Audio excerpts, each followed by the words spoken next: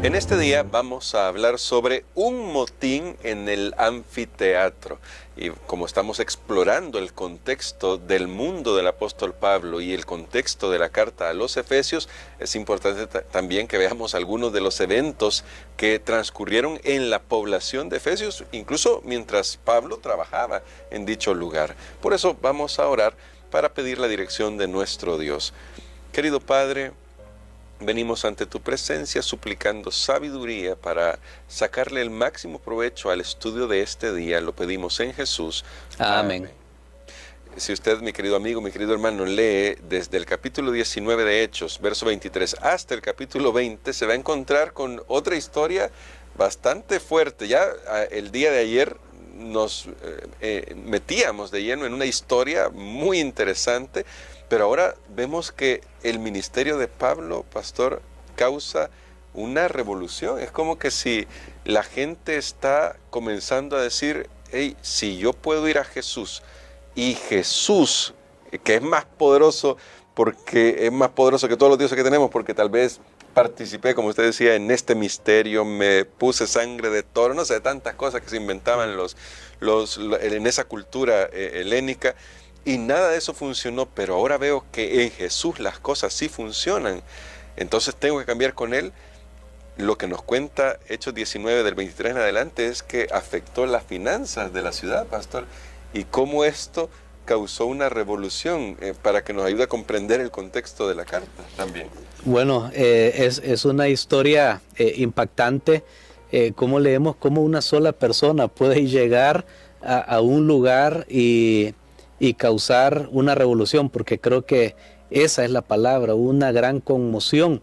Pero al final no era Pablo, es que era el Evangelio de Jesucristo, que cuando penetra en las tinieblas y en el error, tiene que causar una reacción. No es posible quedar, cuando se predique el Evangelio puro de Jesucristo, no es posible que algo quede estático. Tiene que haber movimiento a favor o en contra, porque son los dos resultados nada más que puede haber de escuchar el Evangelio. A veces uno dice, bueno, llegué a un lugar y nadie aceptó, pero rechazaron. Y si alguien rechazó, y especialmente rechazar activamente, como lo vamos a ver en esta historia, bueno, que usted lo puede leer y estudiar en esta historia, pues indica, eso es uno de los frutos del Evangelio. Sí. Digamos un fruto negativo, pero no porque el Evangelio sea negativo, sino porque el corazón de las personas es negativo. La parábola del sembrador lo cuenta muy claramente. No era culpa del sembrador, no era culpa de la semilla, era cuestión del terreno. Ahora, aquí el apóstol Pablo llega y toda ciudad tiene su trasfondo, tiene su cultura, tiene sus tradiciones, tiene toda ciudad. Cuando uno va a un lugar, ¿verdad?, nuevo, y le van a dar un tour, mire, aquí está este parque, aquí está esta estatua, aquí está esto, aquí está este edificio, tal cosa, y siempre se habla, hay un personaje famoso en esa ciudad, y en este caso la ciudad de Éfeso era una ciudad consagrada al culto de una diosa, de la diosa Diana. Y era algo que producía para las personas pues muchas ganancias, los souvenirs, me imagino. Eso no es nuevo, amigos. La humanidad no ha cambiado mucho. En realidad, en el fondo, somos los mismos. Y ahí, pues, cuando el apóstol Pablo comenzó a predicar, entonces la gente se dio cuenta de algo. Pablo habla en contra de los ídolos. Pablo dice que los ídolos no son nada. Entonces, el Evangelio de Cristo estaba destruyendo literalmente la creencia que tenían las personas en esa estatua, en esa diosa, en el templo, en todo eso. Entonces lo vieron como una amenaza. Ahora, aquí hay un punto bien importante. Al leer la historia, yo me doy cuenta de la manera como está redactado, que las personas no tocan el tema. Cuando ellos comienzan a analizar la obra de Pablo, no tocan el tema que si una imagen los podía escuchar o no los podía escuchar. Lo hacen a un lado y solo dan por sentado y dicen, es que ya todo el mundo sabe que esto es importante para nosotros. Y esto me da a entender que muchas veces las personas, cuando la verdad ha llegado a su vida, tratan de obviar o de hacer a un lado los puntos esenciales de la verdad y simplemente se aferran a sus tradiciones. Nada más se aferran a sus tradiciones, pero no examinan el punto que se está tratando. Entonces, ellos vieron, al final se nos cae todo el negocio. Al final, para ellos era más importante la supervivencia que la verdad. ¿Y qué fue lo que sucedió?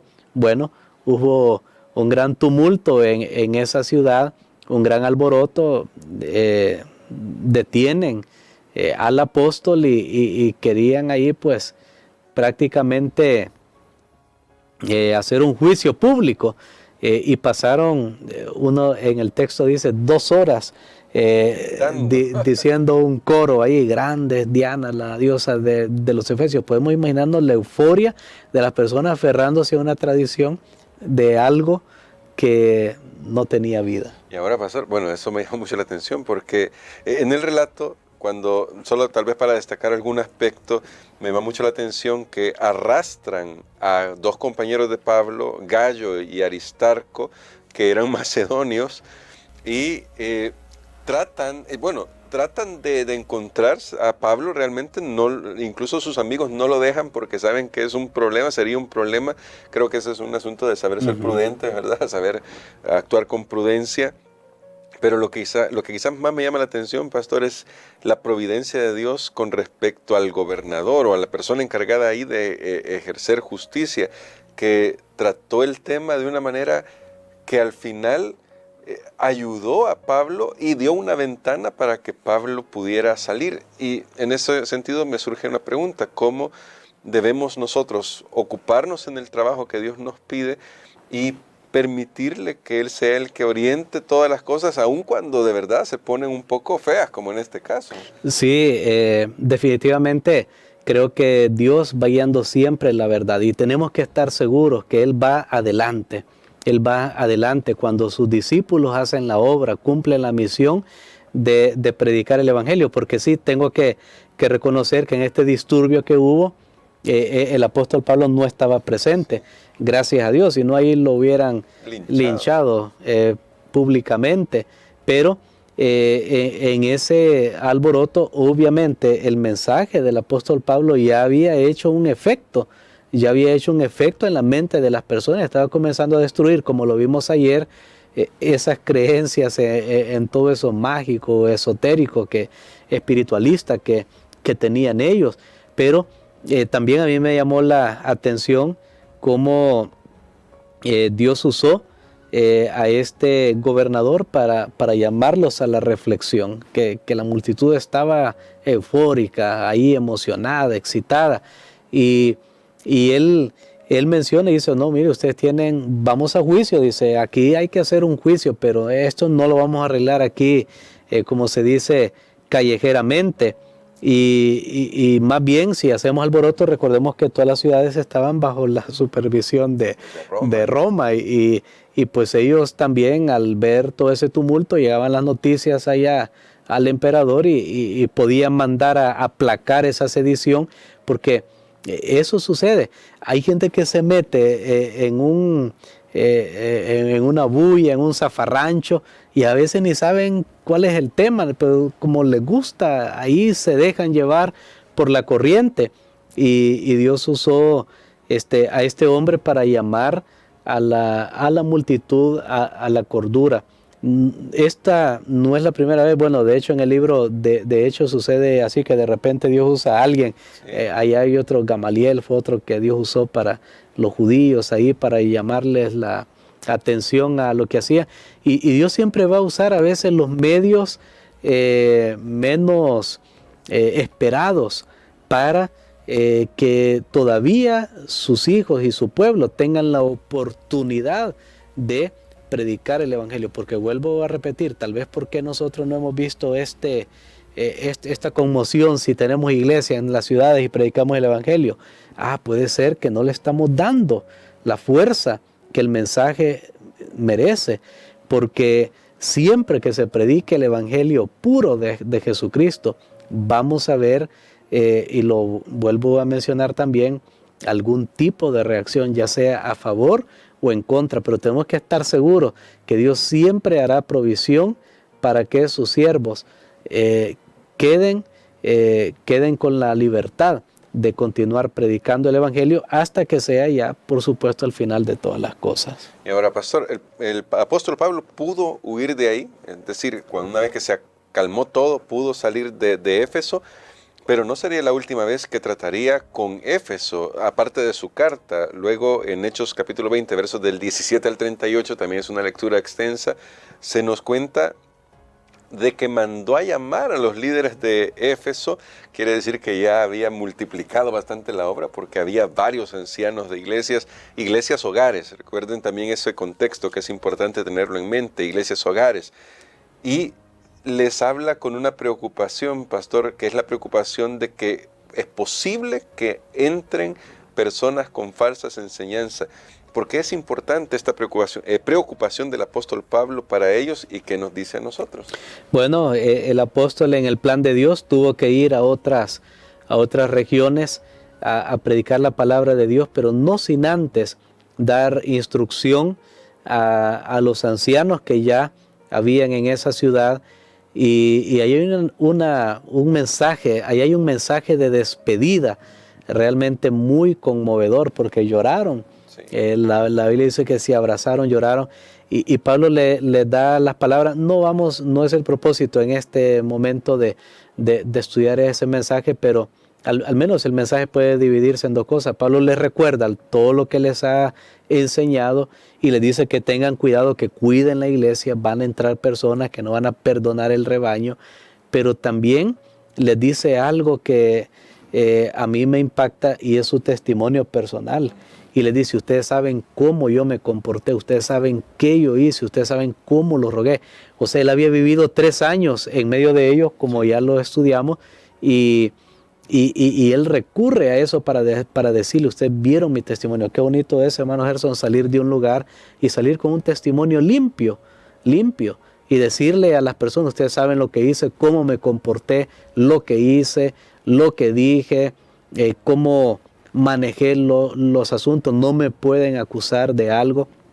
Qué bonito testimonio, porque ese es el papel de un líder: vivir el evangelio que predica, no solamente hablarlo, sino vivirlo. Y bueno, es lo que tenemos ahí. El apóstol Pablo siempre preocupado por la iglesia, lo que iba a suceder más adelante, pero gracias a Dios que él tenía un buen testimonio para compartir con los hermanos. Finalmente, porque este es como redondeando todo lo que hemos hablado desde ayer para hoy, estos eventos de los que hemos hablado, pastor, el evento del primer viaje hacia Éfeso, los 3 años de trabajo de Pablo allí, luego estas instrucciones que da posteriormente, ¿cómo podíamos ubicarlas en el tiempo? ¿Cómo podemos hacerlo para saber más o menos la época en la que estaba viviendo Pablo esta situación con la iglesia de Éfeso?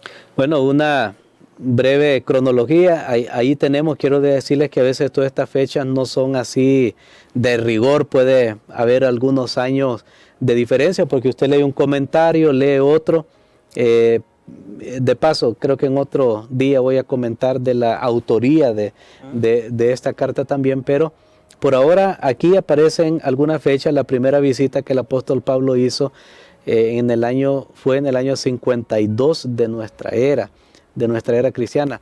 O sea, estamos hablando unos 2 décadas después de la venida de Jesús, o más bien de la muerte del ministerio de Jesús, para ponerlo más amplio, en esta tierra. Luego él regresa y se queda 3 años con ellos. Algunos datan 53 al 56, otros dicen fue al 55, pero como les digo, no tenemos así ese rigor, pero la fecha sí está más o menos establecida. Ahora, lo que sí me llama la atención es que la carta, eso es el tiempo en el que él estuvo con ellos, pero la carta, cuando él escribió su carta a los Efesios, fue unos 2 años antes de su martirio. O sea, fue de sus últimas producciones, para decirlo de esta manera. Ya el apóstol Pablo ya es ya pues una persona madura, ya en años, en la fe, ya experimentado. Y él escribe esta carta, y por eso es una producción literaria impresionante y maravillosa, como lo vamos a estar estudiando en este trimestre. Si aceptamos que el apóstol Pablo fue sacrificado en el año 64 de nuestra era, y él escribiría esta carta en el 60 al 62, por ahí, o sea, fue unos pocos años antes de su muerte, en el tiempo de Nerón, ¿verdad?, que era el emperador romano. Entonces ahí tenemos así una visualización del tiempo en el que el apóstol Pablo laboró en la ciudad de Éfeso, y del momento posterior, o sea, pasaron, ¿qué podemos decir?, unos 7 años, 8 años, desde que él había salido de la ciudad de Éfeso, y les manda esa carta. Por eso es que esta carta me había emocionado el estudio, porque imaginémonos que ahora las personas están ahí ansiosos de escuchar también lo que el apóstol tiene para decirles a ellos. Ya habían nuevos creyentes, los cuales él no había conocido, pero estaban los creyentes iniciales, y con qué emoción leyeron esa carta. Los mensajes antes no eran tan frecuentes, no era tan fácil hacerlos llegar. Ahora tenemos los dispositivos electrónicos que nos inundan de mensajes, que más bien las personas ven, otra vez me está escribiendo aquí el pastor. Ahora ya estamos como cansados de mensajes, pero en ese tiempo era tener una carta, tener una correspondencia de alguien que se había dado por estos cristianos. Realmente fue maravilloso, y sobre todo, si sabemos que no fue una carta común, fue inspirada por el Espíritu Santo de Dios para los cristianos de esa época hasta nuestros días. Por eso es importante que le dediquemos tiempo. Lea la carta, le va a servir, léala, la vamos a repasar varias veces seguramente en este trimestre. Tómese ese tiempo, y pastor, quisiera que orara por nosotros, justamente para que al leer la carta a los Efesios, con el Espíritu Santo comencemos a ver cómo el Evangelio brilla allí para darnos libertad a cada uno de nosotros. Amén. Padre, nuevamente, Señor, muchas gracias por este mensaje tan poderoso, tan liberador, que nos habla del poder del Evangelio en toda cultura, en todo lugar, y no importa cuán arraigado esté el pecado, las tradiciones en una persona o en una sociedad, el Evangelio tiene poder. Gracias, Señor. Permítenos en este viaje que vamos a hacer del estudio de esta carta, y si es tu voluntad lo terminemos este trimestre, podamos, Señor, también ser despertados, así como lo fueron muchos efesios. Lo pedimos en el nombre de Jesús. Amén.